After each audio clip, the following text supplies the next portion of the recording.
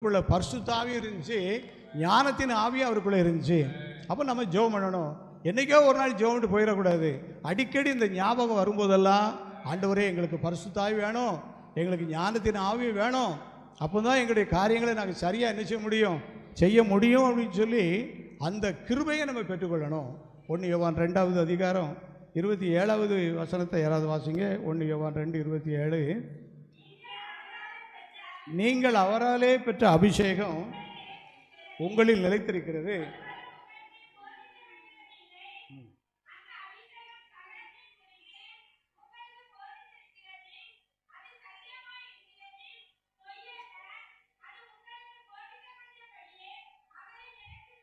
அவ்வளோதான், ரொம்ப சிம்பிள் தானே.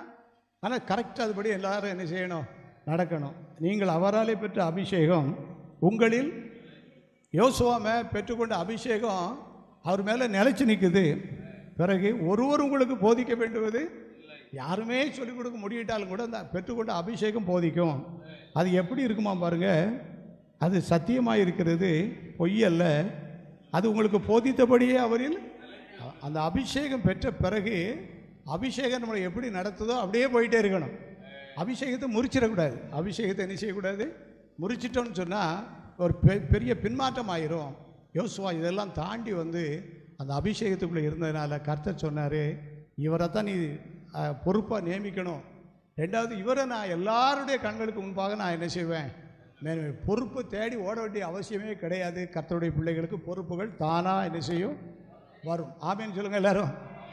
பொறுப்புகளை தேடி அடிப்படி போட வேண்டிய அவசியம் கர்த்தருடைய பிள்ளைகளுக்கு கிடையாது. அப்படி யாராவது செய்தாங்கன்னா அவங்களுக்குள்ள தேவ ஆவியும் கிடையாது, ஞானத்தின் ஆவியும் கிடையாது. ஆனால் தேவ ஆவியும் ஞானத்தின் ஆவியும் யாருக்குள்ளே இருக்குதோ அவங்க பப்ளிக்கில் வரட்டாலும் அமைதியாக ஒரு ஓரஞ்சாரத்தில் உட்கார்ந்தாலும் பொறுப்புகள் தேடி அங்கே என்ன செய்யும், வரும். ஏன்னு சொன்னால் அவங்களுக்குள்ள என்ன இருக்குது, தேவாவி. அவங்கள கொண்டு கர்த்தர் பெரிய காரியங்களை செய்வார். நம்ம தேடி வந்த பொறுப்பை கொஞ்சம் யோர்தானை குவிக்க வைக்க முடியுமா? அதே நேரத்தில் யோசுவாவுக்குள்ளே இருந்த அந்த அபிஷேகத்தை கொண்டு யோர்தான் தண்ணி என்ன செய்யுது, அல்லேலூயா சொல்லுங்க எல்லாரும், ஆமேன்னு சொல்லுங்க.